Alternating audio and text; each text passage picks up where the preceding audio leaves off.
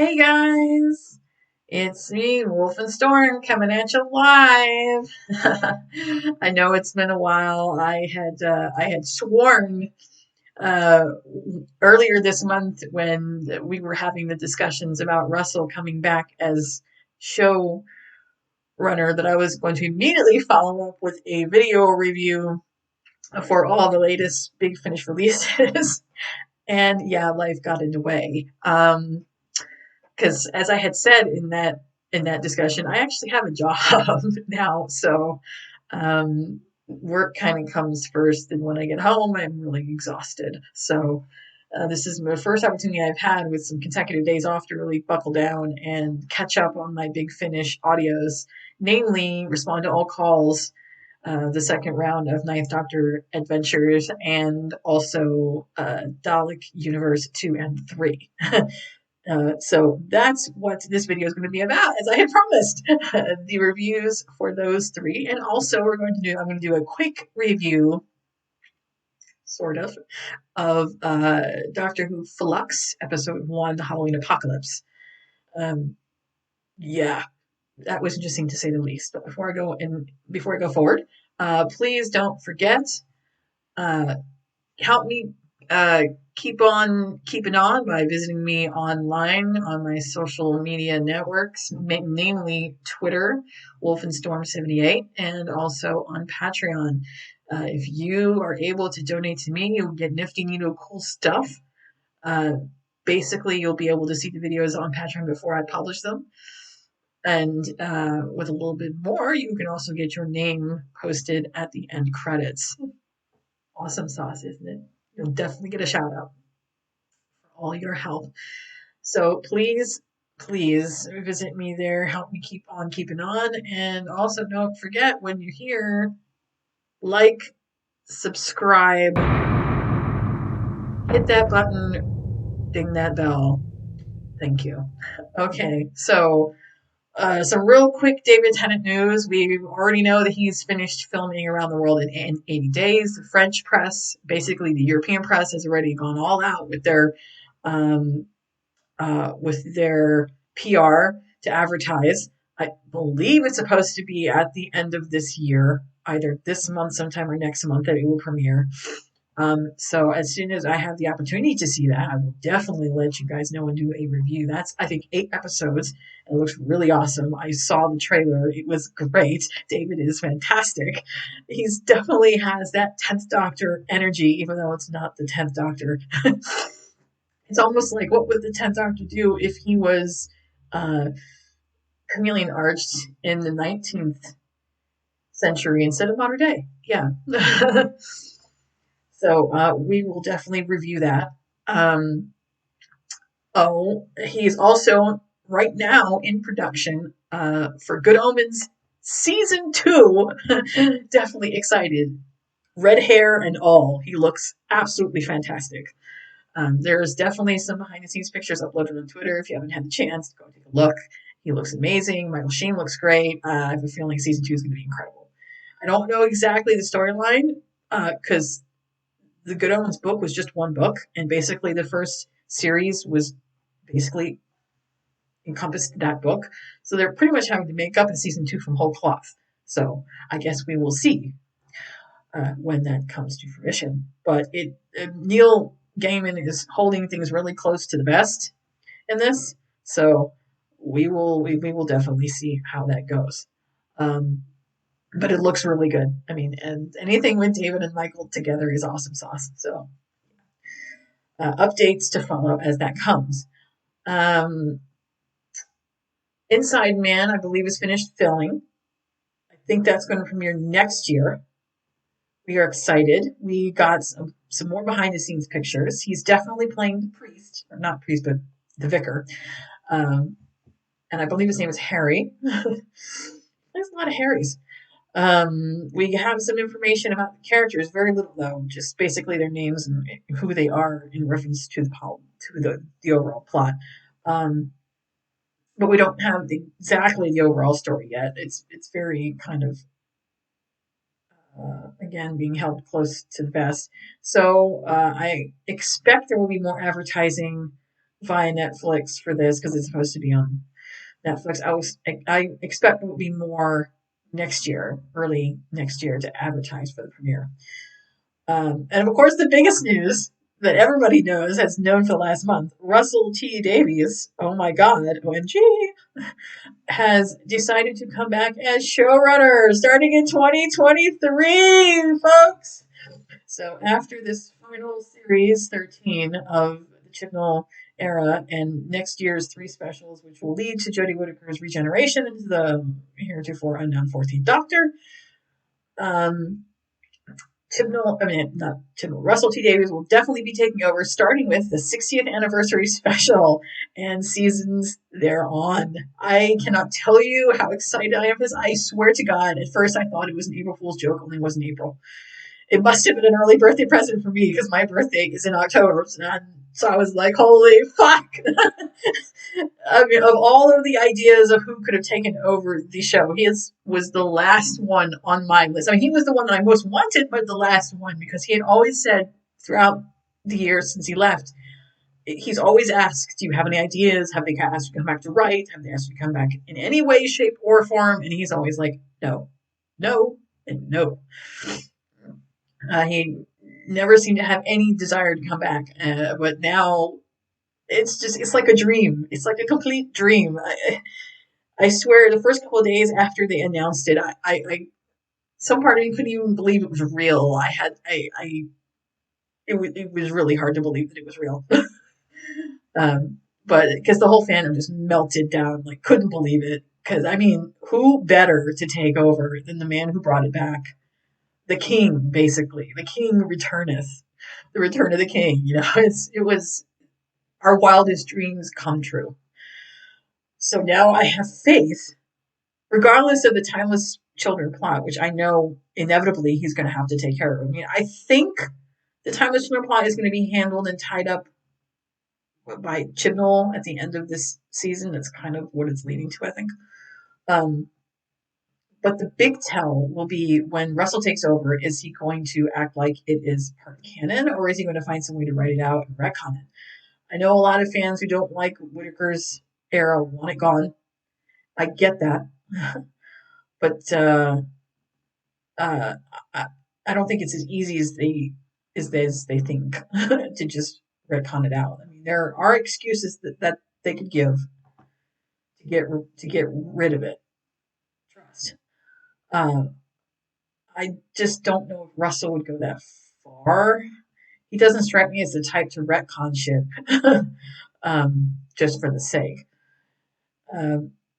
Although there have been rumors that this Flux entity, whatever it was, universe eater, might lead the Doctor and her companions to an alternate universe, which could explain all this bullshit. I mean, yes, it's a Deus Ex Machina, and it's a really lazy way to write off her entire era by saying that, oh, yeah, it was a version of the Doctor, but not the Doctor, just an alternate universe Doctor or alternate timeline Doctor. But if that's the way that they want to go with it, hey, you know what? Go for it. Because who the Flux, right? Who the Flux? If the Flux eats her and kills that version of the TARDIS, go for it. as long as we can have ours back the way it needs to be, all will be good. Okay, so now going straight into the reviews. I have 3 different reviews to do, so I want to get this done as quickly and as succinctly as possible. I don't want this to turn into another hour-long vid.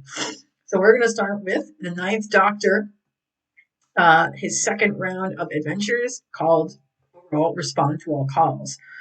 I have to tell you, listening to these 3, well, with the exception of the second one, it felt very much like Russell T Davies era writing, top to bottom. Chris, of course, was in his element. Absolutely. Like, you could tell he was having fun. He was enjoying himself. He was right there, back in that leather jacket, as if he had never left. And that's just a testament to how amazing that Chris is as an actor, how fully he embraces the character, and the fact that he could do it at the drop of a hat, even after 15 years, Um, so the three stories. The first story takes place in modern day, but it's actually like closer to the time when he originally started as the Doctor. For any of you that have been wondering, okay, what part of his timeline does this take place in? Is this before Rose? Is this in the time frame in that little bit of time where he left her the first time, but before he came back to pick her up again? Because his time frame is very set, so it's very difficult to figure out where it would fit in his timeline. But there was a throwaway line in the first story that finally said it for me. I know exactly when this is. This is definitely before he met Rose. Um, in the first story, he's in Scotland in 2004. And this is actually before the show even starts. So, yes, this is definitely before he meets Rose. In the first story, he's dealing with an entity that it doesn't have a corporeal body, but it's like absorbing people. And teenagers all over the place are disappearing, and he's trying to figure out why. So he's working with this Scottish detective, um, trying to figure out what has happened, and also this middle-aged man whose daughter disappeared overnight. I think she's 15 or 16 years old. They had just had a fight, and she went to her room, and then when he went out to check on her the next day, she was gone. She had disappeared.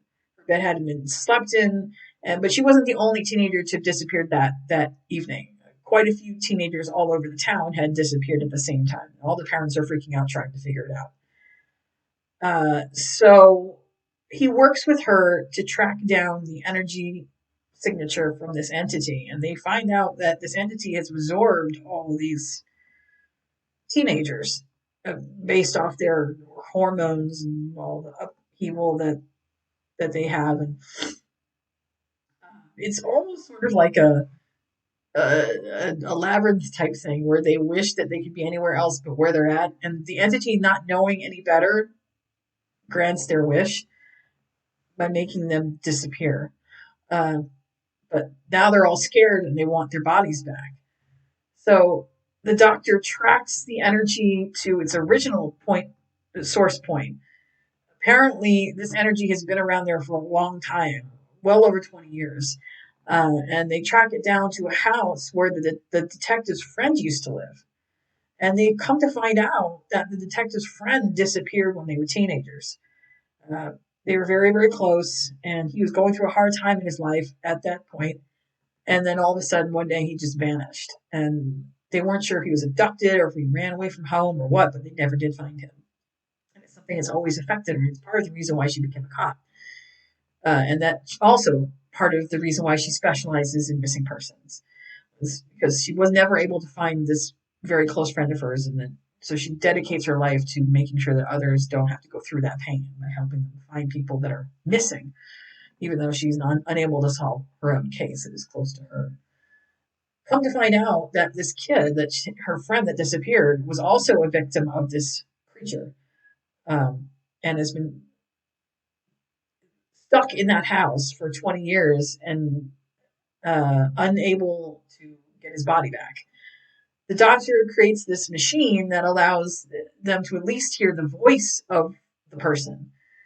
Now, he's able to save the other teenagers because they were just abducted, but her friend he cannot save because he's been gone for like 20 years, so whatever's left of him is gone. So they manage to save all of the teenagers and bring them back. And he leaves the machine there in the house so that she can go back there whenever she wants, along with family and friends to, visit with him, because he's been alone on his own for 20 years, unable to talk to anyone, unable to see anyone. They don't even know that he's there. Now that he finally is there, he feels like uh, he's got his friends and family back. It's not perfect. I mean, he doesn't have his body, but it's better than nothing. And they can talk to him and make sure that he's not alone. That story was really good, very emotional. It was a very Russell T Davies type story where the characters are well developed. You're invested in the story. You want everything to turn out all right for them. It had a very Russell T Davies flavor to it. Whoever wrote it must have really done the Russell T Davies research about how to develop characters well to get you invested, because that definitely had that first series vibe. Very much liked it. The second story takes place in World War II France. A lot of Doctor Who stories that take place in World War II France for some reason. Um, and the Doctor has followed an energy signature that he's investigating. Now, mind you, this is Vichy France, the part of France that is still being held by Nazis. And it basically follows the story of a musician, a jazz musician who loves music and loves to play, but he plays the piano, but apparently he's lost his ability to play properly. The music is very close to his heart. It's something that connects him to his family, to his mother. Now, he's not from the UK. He's actually from America. And he came out there uh, searching for a better life. So he's following this energy signature, and it leads him right to this musician who has lost his ability to play. Um, this guy is from the United States. He's come there to France for a better life, to explore his music, and it keeps him close to his family because he misses them a lot. He doesn't have the opportunity to go home because he doesn't have a whole lot of money. But the guy that's in charge of the club, the manager of the club where he plays, loves his music so much that he is put him up. Basically, he's given him a place to play. He's given him a place to sleep. He's basically given him like a de facto home as long as he plays. And for a while, everything was fine. He was him and another musician, his friend, was playing with him. I think she plays the bass, and everything was great. But then all of a sudden, he had somehow lost his ability to play properly. Like his heart was no longer in it, and because his heart was no longer in it, he could not play effectively anymore. And as a result, this creature that's giving off this energy signature is following him because apparently it likes the fact that he cannot play well. It's feeding off of that, off of his negative emotions, I guess, that's conveyed in his inability to play music. So it's basically a race against time between the doctor and this guy and his friend and the manager of the club to find someone to protect him, keep him from being killed by this thing. Uh, this story was kind of anticlimactic. It was really quick. You didn't get much of a chance to get to know the characters very well. It was one of those stories that's just kind of one and done. I have to say it was one of the weaker ones. I wish it wasn't because, I love being able to listen to the Ninth Doctor, but I have to admit it was kind of weak.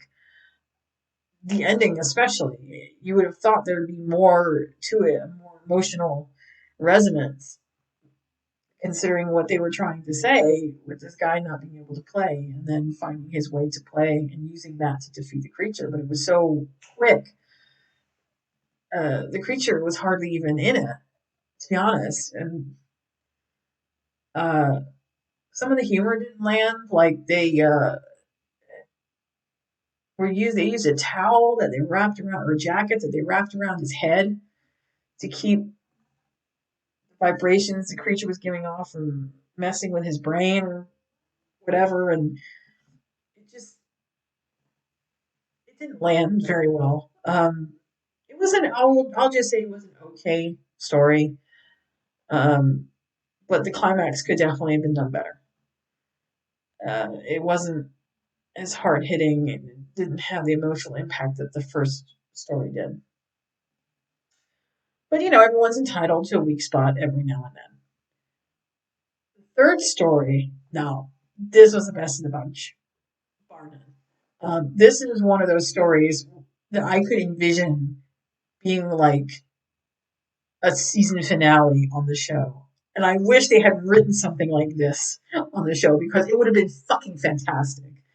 Um, Basically, the doctor goes to this world, which is like a repository for all kinds of knowledge, um, because he's caught on to the fact that some of the information they have is not right, and he's being very pedantic. So he's him being, liking to make sure that everything's correct. He's going there to kind of fuck with them and go through their stuff to make sure that everything is correct.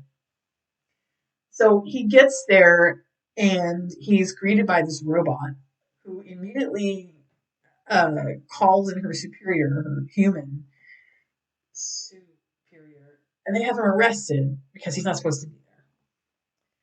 They have him arrested for being sarcastic, typical, for being the typical doctor, and it's a very involved story for as short as it is. And it's also very emotionally fraught because there is a creature that is inhabiting this planet that's not supposed to be there. And it is basically, in the eons that it's lived on this planet, it has developed this system of management for the whole place. And it basically has everybody under its control without them realizing that they're under its control. This developed this huge city structure, and everything, and the doctor can already sniff out that it ain't right. So they have him in custody and they won't let him leave. Apparently, the creature is caught on the fact that he's a Time Lord and he has all this energy. They want his energy because they want corporeal being. They want a body. They need a body. And they figure if they can get him to regenerate, they can use the regeneration energy to give themselves to inhabit his body, and then when he regenerates, when he finishes and becomes the next him, uh, they will be in control of him. Of course, he's not going to let this happen, so he has to figure out a way to negotiate with them to make it work. So he says, "Okay, I'll give it to you." And at first, you're like, "What the fuck? You're going to regenerate for?" No, that's not going to happen. I mean, we know it's not going to happen because we know the Ninth Doctor's story. We've seen it to its end. But this is kind of one of those things where it's like, whoa, plot curve, you know. So he negotiates that he will give them little bits of energy at a time, not all in one fell swoop, tiny little bits. And because he can live so long, this goes on for like 100 years. They basically solidify him as a statue. And the robot that initially greeted him, she is the one that takes care of his statue. And at first, he doesn't even move, he's just solid. But then, after like 50 years, he starts to blink his eyes and he can see the sunrise. And he knows that when he can do that, that he might be able to get himself out of this. It's these tiny little movements that alerts her to the fact that he's still in there consciously. He's not dead. His consciousness is still alive in there. It's true because it goes back and forth from the outside world to him in his own mind, and they keep talking to him, trying to convince him to give it up. He keeps saying no. He gives them tiny little bits, but never enough to make them fully corporeal. To the point at the end where he finally manages to get out of it, um, and he destroys them so that so that this creature can never take human form because he cannot allow them to take his form. If they do, they will have access to the TARDIS and the vortex, and it would be bad news. So he manages to stop them, and the robot, who previously was only functioning on what she was programmed to do, somehow develops some sort of AI. She grows to care for him, and she grows to see that what they've been doing on this planet was wrong. She eventually turns out to be the one that takes over ruling the planet because he gives the regeneration energy to her, not knowing exactly how it's going to affect her because she's a robot. And somehow the regeneration, I don't know, it was a bit of a Deus Ex Machina, but it's a cool one though. It's not a stupid one. It's a cool one because once he gives her the regeneration energy, it turns her into human. It's kind of like Pinocchio becoming a real boy. She becomes a human woman, but with a very extended lifespan. So she's the one that takes over the repository. Uh, so yeah, basically these three adventures, well, the exception of the second one, Respond to All Calls was very good. Unlike the first set, which was three interlocking adventures into one story, this one was three separate ones, but they were all very very good. Well, except for the second one, but again, Chris was in his element. It's like he never left. He was absolutely perfect. There's not much more I can say about how great Chris is when it comes to this, and it's not just a product of his abilities as an actor or his love for this role. It's also because the writing was up to par. You know, Chris has always said that it's always about the writing, and the writing was fantastic. Except for the second one, kind of sort of. Okay, so now we are going to move on to Dalek Universe 2 and 3. You have to remember with the Dalek Universe saga, these are interlocking stories in one big saga. So when we left off at the end of Dalek Universe 1, they were following, Mark 7 had disappeared, and they weren't sure where he was going, but Anya and the Doctor are on their little commandeered ship, and they are following the signal that he's leaving. They wind up on a planet where there's no humanoid life. There's creatures that live there, but they're dangerous, so nobody goes out into the wild.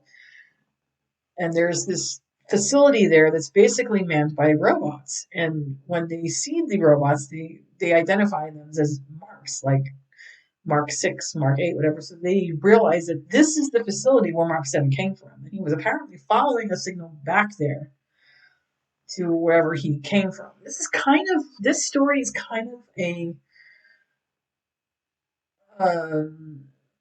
journey of self discovery for Mark. As a matter of fact, this whole saga is kind of a journey of self discovery for Mark. He turns out to be the biggest character in the whole saga. So they get in there, and at first they think that it's organics and robots working together. But what they realize is that those creatures that were living on the planet actually killed all the organics. That or the humans just got stressed out being there for so long that they all left. And all that's left is the robots. Now, each human that was working there was assigned a robot that was basically programmed to mimic it. So once the humans either died or left, the robots somehow basically became them without realizing it. It was so intrinsic that one of the robots didn't even realize that she wasn't human. She died in the middle of the story and they thought she was human until she reappears in the observation bay, which is where they send them to be fixed when they're broken. And that's when they realize that she's not human, but she honestly believed that she was. So this story basically talks about Mark 7's origin story. He says that he remembers waking up somewhere on a transport with no memories, nothing. Like his entire memory had been wiped. And he was found by a woman who helped him out, gave him a home, and he basically knows his mother. Even though he understands that she's not his biological mother because he's a robot, but he sees her as that because she basically raised him from nothing. He had no memories, nothing. Whatever was there was wiped. So she gave him a life. And from there, he went on to the security service with Anya. Come to find out that there is a robot in that facility that desperately wants to get out and join the real world. I mean, they're programmed. All the robots are programmed to not be allowed to go outside because there's a fail safe in place that if they do go outside, it will automatically wipe their memories, so they'll have no idea who they are, or where they are, or anything. And that's what happened to Mark. She was trying to go out. She wanted him to go out there with her. She was desperate. And he was like, no, can't do that. It'll wipe our memories. It's against all the rules. It can't, no. And she tossed him outside. And as a result, his memories were wiped and he wound up on that transport and that's where he was found. So she's basically holding the doctor and Anya hostage. And she says that if the doctor doesn't find a way to let them out safely, that she will wipe Mark 7's memory again. And it's basically just a never-ending cycle of memory wipes. And Mark 7 doesn't want that. So at the end of it, they manage to defeat her, but she gets her memory wiped when she gets tossed out. Mark 7 stops her. Her memory gets wiped.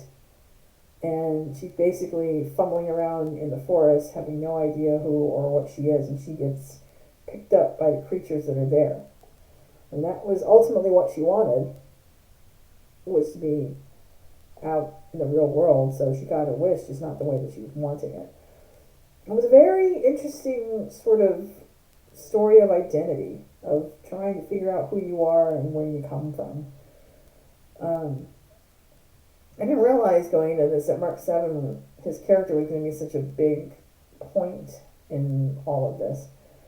But it seemed to me like you're really trying hard to humanize him because of what happens later on in the following stories. So in the second story, they are continuing on their ship, and they find their way to... They're basically looking for Arborek. Arborek had been at the facility where Mark 7 was, but had left. So they track him to this space station, SS Outpost, because they desperately need his help. Arborek is a temporal scientist, and the doctor figures that there's no other way for him to get back but to talk to this guy because he's a temporal scientist. So if anybody can help him to figure out how the hell he got there and how the hell he can get back, it's him. So they arrive at this outpost, and the first person they meet up with is an old friend of Mark's. And she comes to them in a hoverbed, because apparently she was a victim of a Centauran weapon, and she's very, very, very bad off. The doctor says to Anya that most of the people that are victims of this weapon, they don't come out alive. So it's implied that she doesn't have long, although Mark doesn't see it like that. And for the first time, you see a real vulnerability in him. That even though he's a robot and doesn't really understand emotions that well, he somehow does care for this woman. And she definitely cares about him. The way that she was talking to him, you could tell that she definitely liked him in more than just a friendly way. And it's even said that, oh, she's got a crush on you, And the doctor tries to tell him, you do realize that she's pretty bad off, but he is adamant that she could still recover. It's very interesting that how they allow him to have this vulnerability and even some semblance of love for this person, even though he doesn't really understand the emotion entirely. It's very much shades of Data from Star Trek. So they go to the person who's in charge to find out where Arborek is, but there's no record of Arborek ever being there. Yet they know that he's there. They tracked him there. And yet somehow their records show nothing.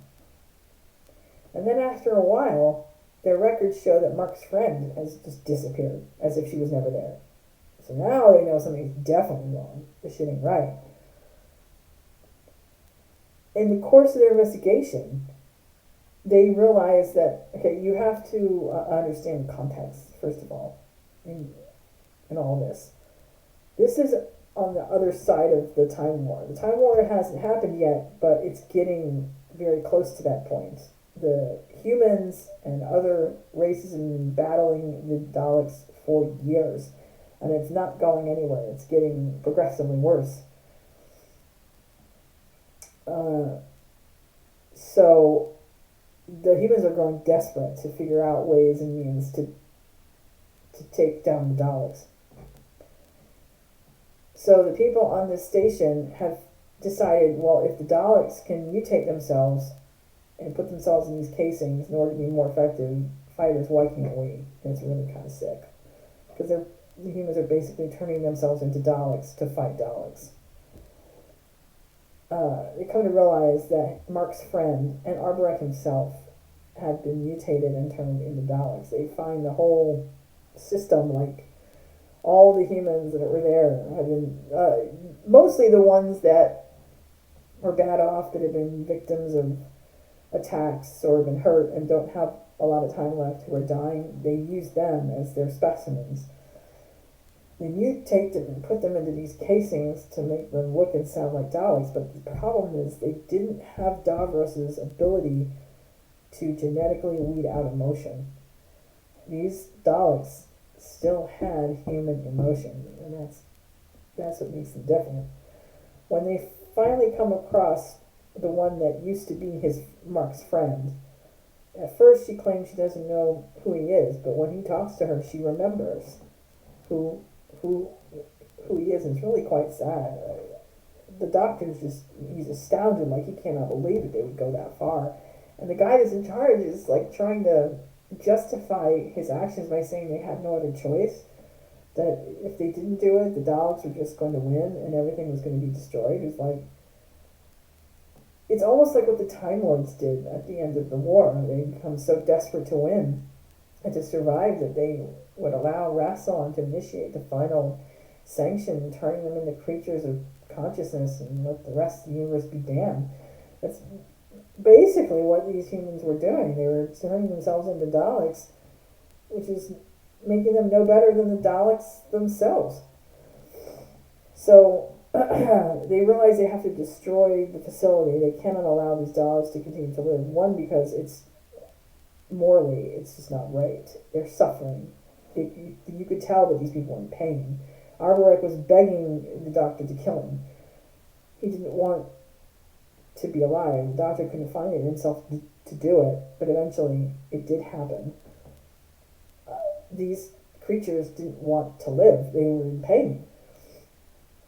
And so after Mark VII's friend dies, they decide that they're going to have to destroy the facility.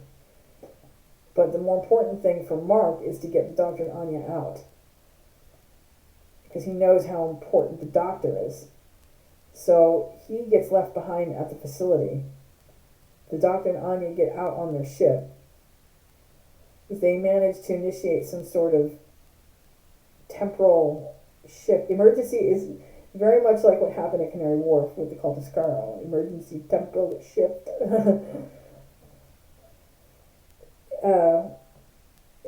He's desperate. They're desperate to get out, so the Doctor manages to cobble together this. On the facility, when they were there, they find a time engine, and he figures, well, I could use this and get back to where I need to be and fix all this shit, right? But it doesn't quite go the way that he wants it to, and he doesn't have the technology he needs to make it work properly. The most he can do is turn it into an emergency temporal shift. And they disappear, and the facility blows up with Mark in it.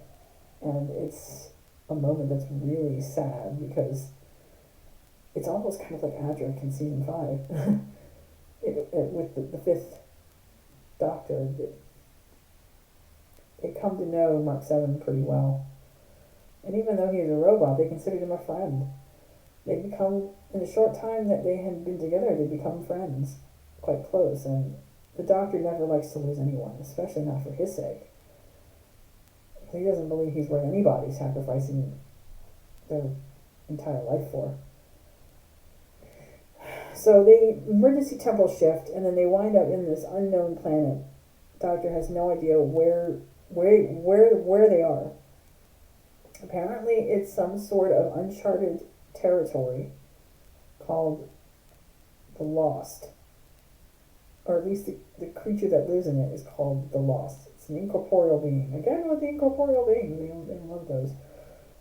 Apparently, some sort of creature who was so evil and so disgusting that when they captured it and imprisoned it, they had to do it this way in order to ensure that it wouldn't escape.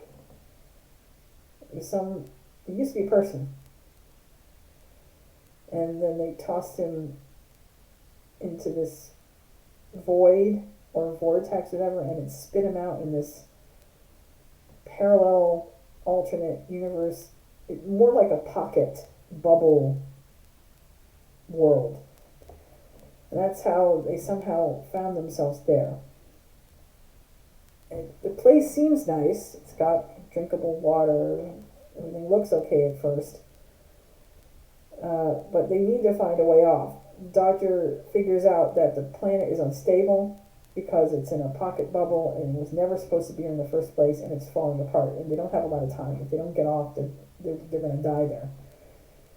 So they come across the creature, this incorporeal being, eventually, and they get separated. She's outside, he's inside the temple building, whatever's there, and it comes to him. It basically comes to them in the guise of someone they believe would be easier for them to talk to. It comes to Anya in the guise of the 10th Doctor, but you can tell it's not him because his vocal tones, the way his responses, you can tell that it's not him. I don't know how she couldn't tell. It was obvious from the jump that it wasn't him. And for the Doctor, it comes to him in the guise of Ann Kelso, who was the woman that Anya Kingdom was pretending to be when she had that alternate personality in her brain. It's something that the Doctor's never quite gotten over because he was very close to Anne, and in his mind he believes that Anya killed her even though she was never real. So it's trying to convince the both of them to give them a chance, to give it a chance to go with them. It says that there is a portal off the planet, but by law, only one person can be allowed to leave. So it's trying to convince one or the other of them to allow the creature to inhabit it, to inhabit either the Doctor or Anya, so that they can leave. And it's telling them, look, you don't have a whole lot of time. This place is falling apart. You know you're going to die, so why don't you let me take your body? We can get the hell out of here, right? And it tries to appeal to their insecurities about each other, by telling him that you don't really know who the Doctor truly is, and it shows her that the Doctor doesn't really trust you. He blames you for what happened to Ann Kelso and all this, blah, blah, blah. And then it shows the Doctor and Kelso saying, why would you want to save her? She murdered your friend. How can you trust her? It's better to just leave her behind, blah, blah, blah. So they finally find each other, and it tries to convince them both, but all they do is keep arguing because they are not willing to sacrifice. She's not willing to sacrifice him, and he's not willing to sacrifice her. So the entity splits them apart to talk to them separately. Because he figures if they're apart, then they won't have each other to lean on. And it somehow can convince them. But that doesn't work either. Anya, though, makes the decision on her own and says, you are far more important than me. I don't matter, you do, you need to get out of here. But in reality, she's tricking the creature into thinking that she's playing a really convoluted trick. And then she lies to the creature and says that she will allow it to inhabit her body and she will be the one to leave. But in reality, she lets it take her body and then she blows it up. She has these thermal grenades on her that originally the doctor told her, you're not going to need that shit. There's no living people here that will pose a threat. Of course, you know when they bring something like that up, it's going to come around in the end somehow, and it does. She blows herself up to contain the creature, not realizing that the creature can't be contained. It's still there. So the doctor, instead of taking the portal, because he knows if he takes the portal, the creature is going to escape with him, he somehow manages to get his machine working again and initiates another emergency temporal shift. He does something very stupid, and I'm still trying to figure it out myself. He initiates an emergency temporal shift and brings himself back going back in time just a little bit to just before Anya and his ship crashed onto this planet. To warn them, he basically crosses his own timeline, creating a paradox, and tells them and helps them to successfully repair the ship so that they won't crash. And in doing so, his whole timeline ceases to exist. So that version of the Doctor is gone. So we're basically back to where we started. Anya and the Doctor still on the ship, but the temporal engine's been repaired.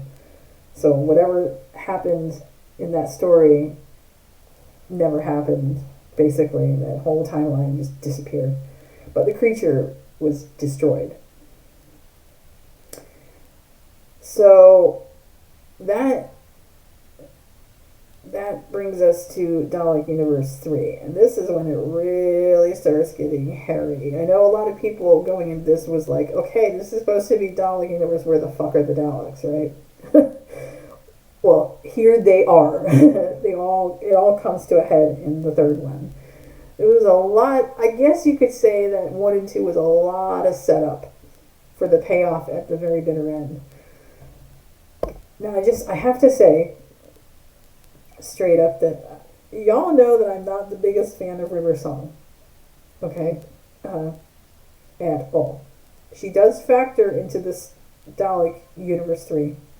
I don't understand it. I still can't figure out if it's actually River Song or just a Movellen duplicate or what the hell she was. Let's just say I tolerate her presence because I have no choice. So they know that, okay, Arbrecht's dead, so any chance to get help from temporal scientists is out the window. So right now they're kind of desperate. They managed to get the engines repaired thanks to the paradoxical doctor. But in doing so, they find themselves caught in a tractor beam right in the middle of two warring factions, the Daleks and the Movellans.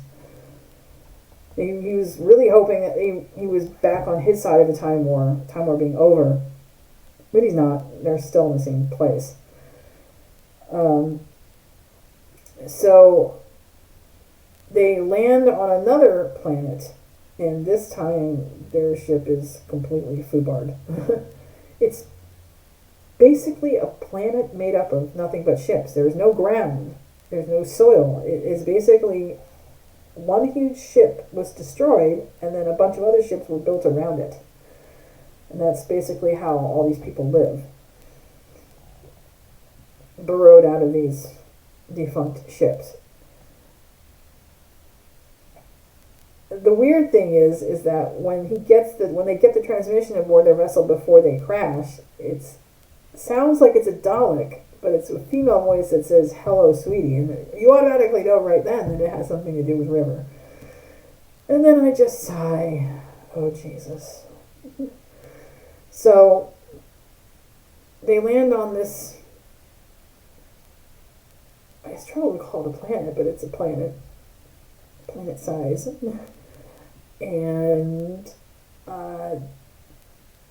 they are introduced to the Mavellans.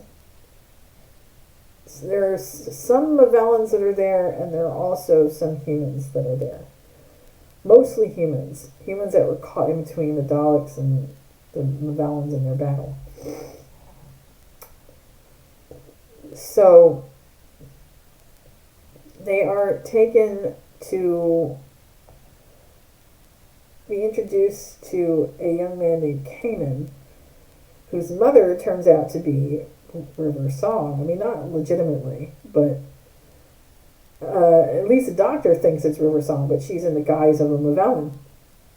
He's not sure if she's a Mavellan duplicate, if she's so deeply undercover that she's forgotten that she's actually River Song, or if her mind has been displaced, or what. But he spends the majority of this adventure trying to figure it out. So basically, the story revolves around the boy. He's 18 years old, but he's a genius. He's humanoid, but he has Mavellan components and an extremely superior brain that is running at a rate faster than his human body can keep up. So he's basically like a newborn in the body of an 18-year-old with all the hormones associated with that, but with a brain that's off its nut. And he's created all this advanced tech and all these things that at first the doctor is in awe of, but then he realizes the purpose behind what Cayman is doing. He knows River Song to be his mother, but he's actually looking for his father. And he's acting like a pissed off child, that if he doesn't get what he wants, he just will either kill people to get his way, or he will use them in his experiments and in his technology, which is more like repugnant. Basically, we come to find out that they say in the story that it really is River Song. I don't understand it. I don't see how, because apparently she's supposed to die at the end of the story. So how that's even possible, I don't fucking know. I feel like this is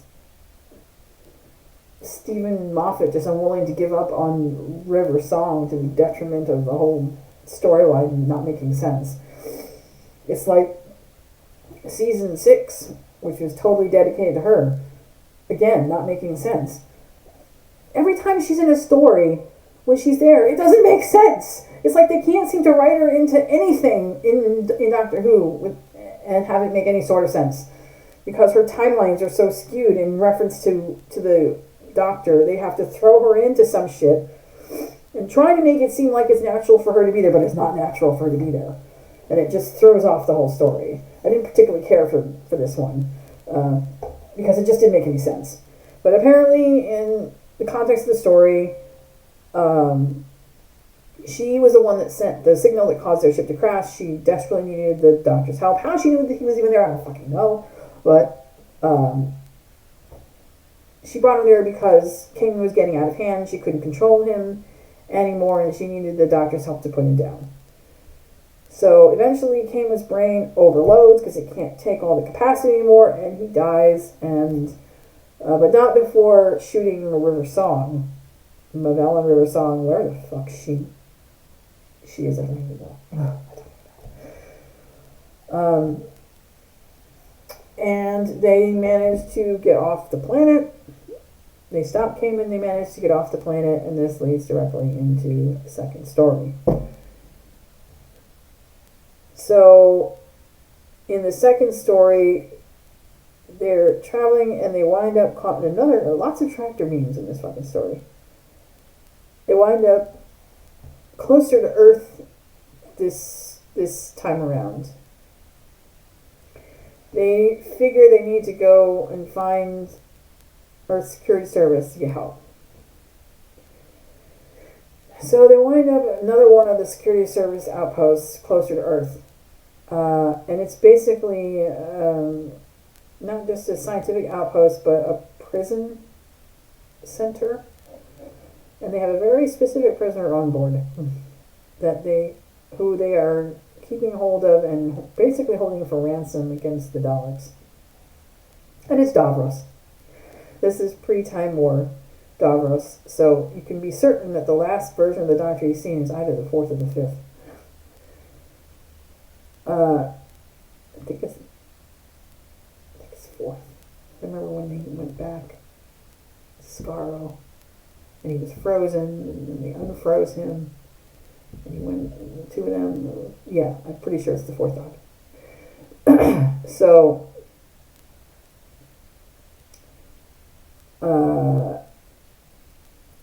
the Doctor realizes that Davros is there. He doesn't like it, because you can't trust Davros. They think that they can get Davros to give them information about the dogs, which will be useful in fighting the dogs. But the Doctor knows better. The Doctor knows that Davros ain't going to give them shit. He warns them, don't trust him. He will destroy you. He'll destroy the Earth. He doesn't care. You know, you need to not let him out. Do not let the dogs get a hold of him. Blah, blah, blah. But the person who's in charge of the facility doesn't entirely trust the Doctor either, because they don't have records of this particular Doctor's face. I think that the last records they might have had was maybe the fourth or fifth Doctor. So they don't know if he's an asset or not. So they pretty much throw him in the prison cell alongside Davros, and they have this long conversation, you know. Now keep in mind, for the 10th Doctor, he's already dealt with Davros in Stolen Earth and Journey's End. He has reasons to be pissed the fuck off at Davros. You know, with the reality bomb, the fact that he lost Rose again, lost Donna. So really, he has no reason to give Davros any quarter whatsoever. I mean, even though this is a past version of Davros, it doesn't matter for him. For the Doctor, it's those wounds are very raw. So, at the end of the day, they realize that the Mavellans and the Daleks are now fighting each other, and the Mavellans apparently pose a bigger threat than the Daleks. So, they let the two of them out of the cell, and when the Davros realizes that the Daleks are having problems because they can't get a leg up on the Mavellans, and it's very likely that the Daleks, typically when they have no more use for Davros, they either imprison him or they kill him. So he knows that he's on borrowed time. So they managed. The Doctor, Anya managed to get Davros off of the facility, even though the Doctor really doesn't like the idea of Davros being there. But at this point, he doesn't have much of a choice. They managed to get him out, and the whole time Davros is, of course, taunting him about how his Daleks are superior, and blah blah blah, and that the Mavellans are nothing. And by the end of this story, they realize that the Mavellan ship they're going up against is the prime Mavellan ship. At the end of Dalek Universe 2, the Doctor was told that he was supposed to come in contact with the first Mavellan. He didn't know who that was, but apparently this was some all-powerful supreme being. In the last story in Dalek Universe 3, he finally comes into contact with the first Mavellan. And somehow, it turns out that the first Mavellan is Mark 7. Everybody thought that he had died in the second story in Dalek Universe 2, when he blew up that facility that was turning humans into Daleks, or Dalek-like creatures. And he was, but apparently he was found there and reconstituted and turned into a Mavellan or something. And now the situation has gone from bad to, oh my god, worse. Because Davros is now seeing that this guy, he's got power. So Davros, of course, is going to gravitate to the person who he most believes he can make use out of that will keep him alive. So he joins into an alliance with Mark 7, the most powerful Magellan and the creator of the Daleks. So the Doctor's like, oh my fucking god. Now he's got to figure all this out.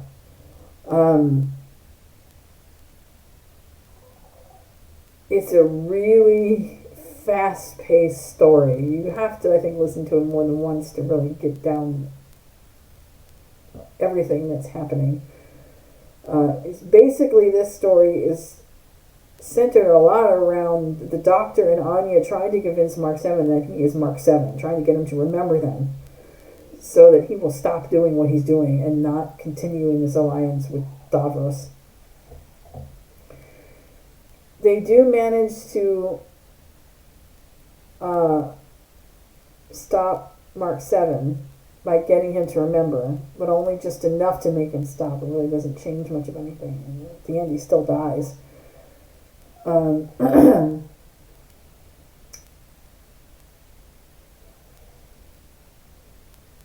The Doctor was trying to save Anya, but in the end, she decides that she wants to stay there and fight alongside the Daleks because, I mean, she's a soldier, that's what she does. And she doesn't have anything else really to go back to. The good part about this last story is that the two of them finally come to terms. And the majority of the story, he was always looking upon her with suspicion because she had been Ann Kelso at one point, and he considered Ann Kelso a friend, and then Ann Kelso died by not existing anymore, and yeah, it was a point of contention between them. But in the course of this adventure he's on with her, he changes his mind about her, and he realizes how brave that she truly was, and she truly has lived up to her aunt's name, Sarah Kingdom, who had once been a companion of the Doctor.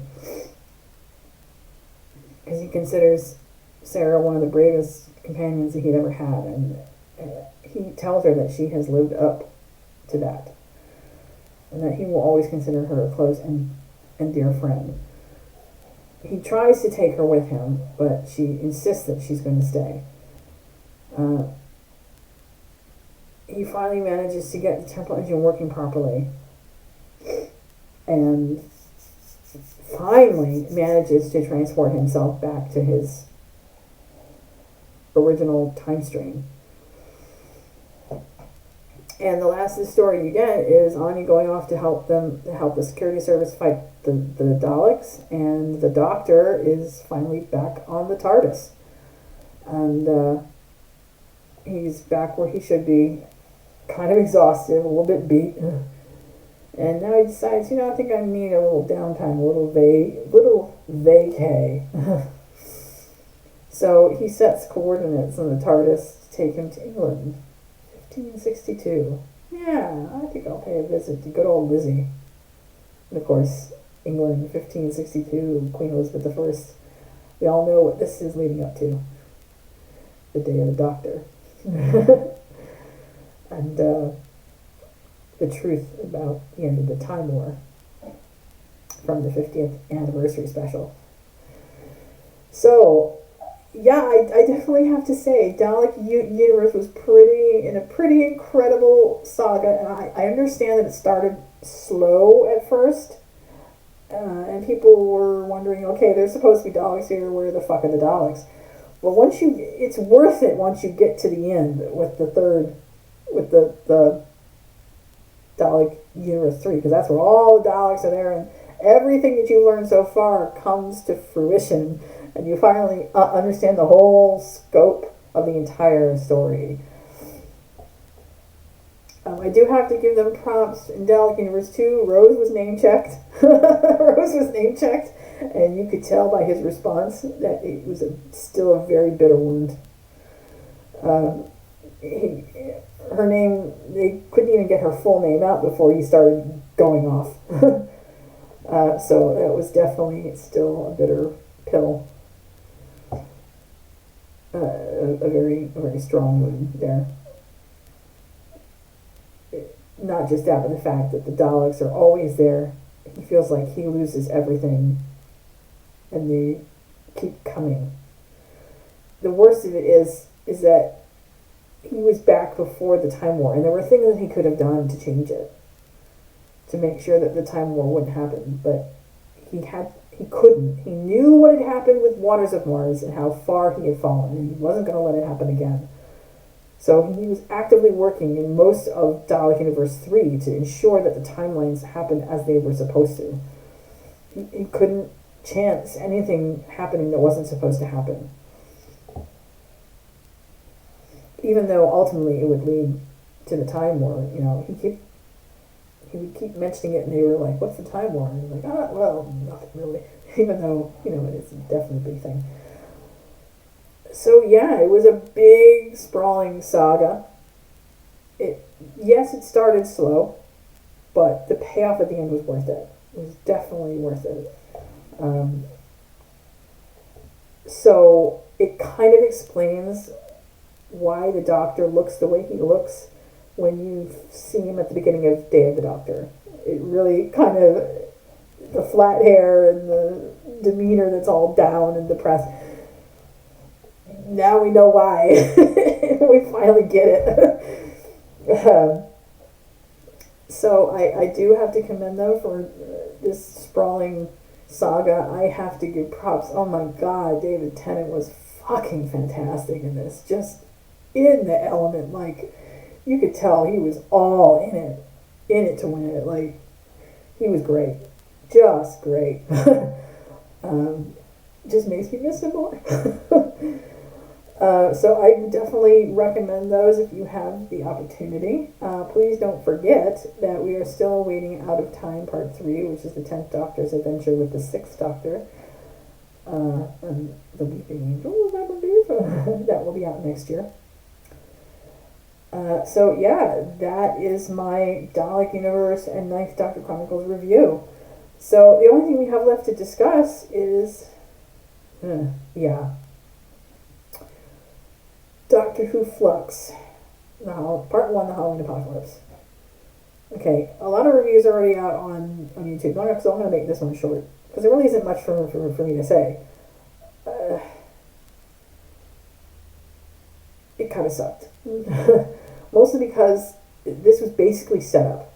So, I have to tell, I just gotta say this, kitchen sink storytelling, not a good look.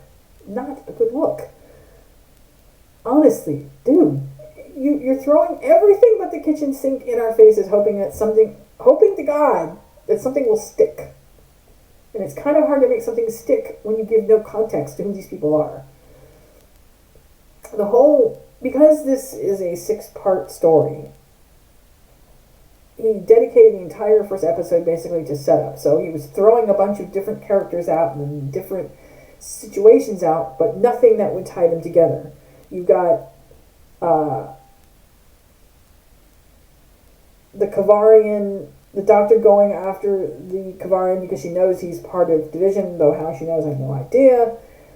You can tell the Doctor and Yaz have been traveling together for a while now because Yaz is a lot more experienced with the console. How? You don't know. It's just, let's see it off screen, right? We get our introduction to Dan, and Dan was really the only highlight, honestly. I will chalk that up to John Bishop's comic timing. You would expect him to be freaking out, but he wasn't actually. He was all up in that dog's face, like, really, dude? Seriously? I'm interested to see a little bit more of Dan, considering how cardboard cutout Yaz, Graham, and Brian were. It'd be nice if they are finally managed to create a decent character. It's just sad to me they only have 6 episodes in which to do it. But, so you meet Dan. He's a decent guy, loves Liverpool, does not work at the museum, but his girlfriend works there. He's kind of poor. He doesn't have a lot of money, doesn't have a lot of food, but he still gives of himself. He works at a food bank. He gives candy to kids on Halloween. He's generally down on his luck, but nice guy. And then he gets grabbed up by the dog guy, the dog alien. Okay, I will say this: the CGI sprawling effects were really good. Like they really upped their game. All the special effects where the Flux was running throughout space and eating planets and stuff, that was really good. But the closer up effects, the makeup effects for the villains were absolutely terrible. I don't know if someone forgot to blend in the eyes or what, but it terrible. And it looked like, at least on the female version, it looked like they forgot the makeup, so they went to Walgreens and bought like some cheap ass eyeshadow palette and just put a bunch of blue glitter eyeshadow on her face. It was terrible. So we're introduced to the villain, some ultra powerful being that's been imprisoned somewhere for eons since the dawn of time by the Division. The Division person who is supposed to be watching him is retiring. She's giving over that spot to a new person. She tells her, no, don't talk to him, don't communicate. And then she herself goes and talks and communicates to him and gets killed. And the other one gets killed. The villain escapes. Finds his way to the Arctic. I don't know why. To this little cottage that's in the Arctic. I don't know why there'd be a cottage in the Arctic unless they're scientists at a scientific outpost. Kills the husband and transforms the wife into his sister. Okay. Then you have Yorkshire 1820s, businessmen digging holes in Liverpool, bad guy types. Don't know who, don't know why, don't know how, just kind of there.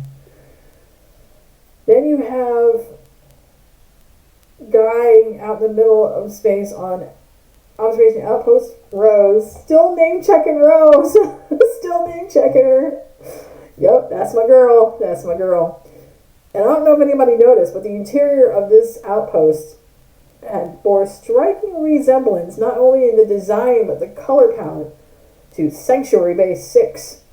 Absolutely top to bottom. I don't know if it was in that same time frame as the Sanctuary Base, but it looked just like it. Everything, the way that it was designed, the color, it looked like it comes straight out of the Impossible Planet. So giving it the name Outpost Rose is not exactly unusual. Gotta name check my girl. So he's basically been there for cycles upon cycles, watching nothing until he catches sight of the Flux destroying plants, and then he escapes from the outpost trying to outrun it. The villain makes some sort of psychic connection to the doctor, claiming that he has fought her way back eons ago. She just doesn't remember because her memory's been wiped. It's all sorts of craziness. Dan gets abducted by the dog alien. They think the dog alien is a bad guy, but when they actually realize that the dog aliens are trying to protect the humans, each one of them is assigned a human to protect 7 billion humans on 7 billion ships because of the Flux. The Doctor has no fucking clue what the Flux is. But the TARDIS is leaking this black goo, and it appears to be dying. I don't know if it's because the universe is falling apart, having to do with the Flux or what, but she's claiming she has no idea what the hell is going on. Somehow I find it hard to believe. I mean, she would just not notice what was going on with her TARDIS. She's telepathically linked to it, for God's sake. Anyhow, so they save Dan. They get back onto the TARDIS. She tells the dog alien to pull all the 7 billion ships together, because apparently the ships have the ability to transform themselves into any kind of structure that they want. So she turns it into a sphere that surrounds the entire planet Earth to protect the Earth from the Flux. And the episode ends with, and let's not forget Claire. When they first land in Liverpool to investigate, they meet this woman named Claire who knows them, but they don't know her. Apparently she's from their future.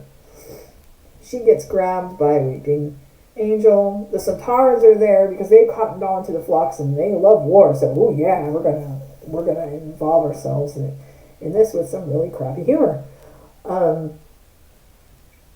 And then Dan's pseudo girlfriend, Diane, who's waiting for him on the dodgiest street in Liverpool, seriously, gets abducted by the bad guy's sister, Crystal Guy's sister, and taken to some sort of marsh somewhere, and we don't know exactly what happens to her or why she gets abducted or what. It's just the whole episode. Okay, it ends with the doctor in the TARDIS trying to outrun the Flux, basically, and she's run this thing into the Milky Way galaxy, and it's heading towards Earth, and she's trying to outrun it somehow, and it's heading right towards the TARDIS, and then it ends. So part 2, we're supposed to be getting into more about what's going on with the Centaurans.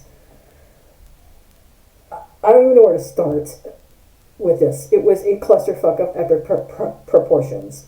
I understand having to set up stuff, set up characters and certain plot lines that we assume will make sense later. But the fact that they only have 6 episodes to do this, he has decided to throw everything out all at once with no context to tie it together. You don't know who these characters are, why they're important, why they're there. Nothing makes sense, and everything is just kind of thrown at you. So, yeah, it's craziness. It's hard to get invested in the story and in the characters when you don't know who these people are, when you don't know what their importance is or how they connect to the overall story.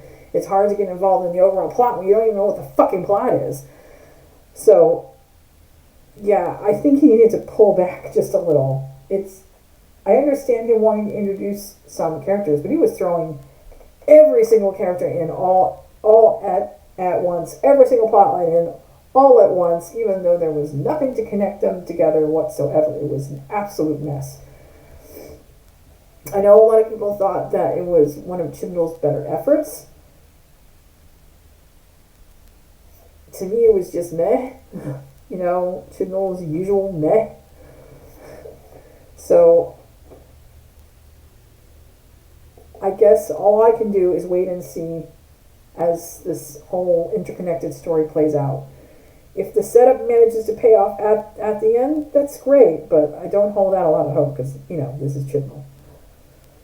It was really, I mean, the lowest point, it was basically Yaz and the Doctor and his usual, the typical terrible selves.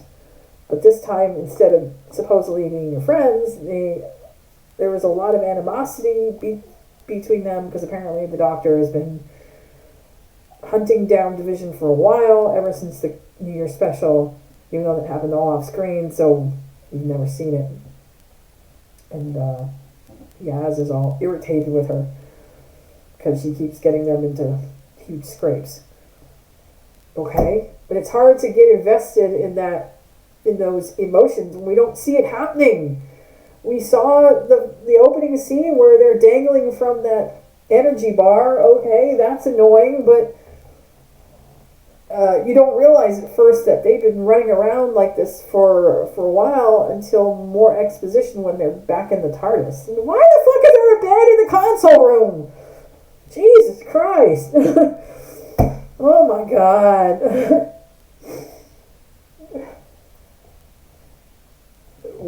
We'll just have to wait till the next 5 episodes play out, and we'll see how it goes from there. Although I don't really keeping expectations low at this point. Okay, so that is basically everything. All my reviews, all packed into one. Wow, finally finished. I knew this was going to be a long vid. I need to stop doing that. I need to pace myself better. Anyway, so I guess I will be right back at you guys in a few more days when we have episode 2. We'll see how that goes. I will have a review for that, but you have to remember I can't do it same day. I have to.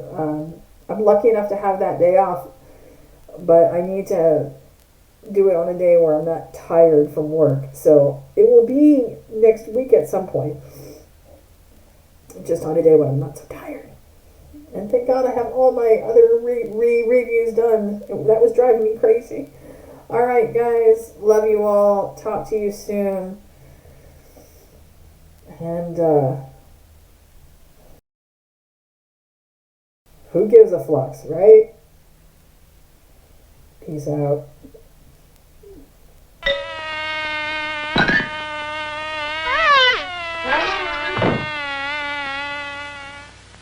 Good night.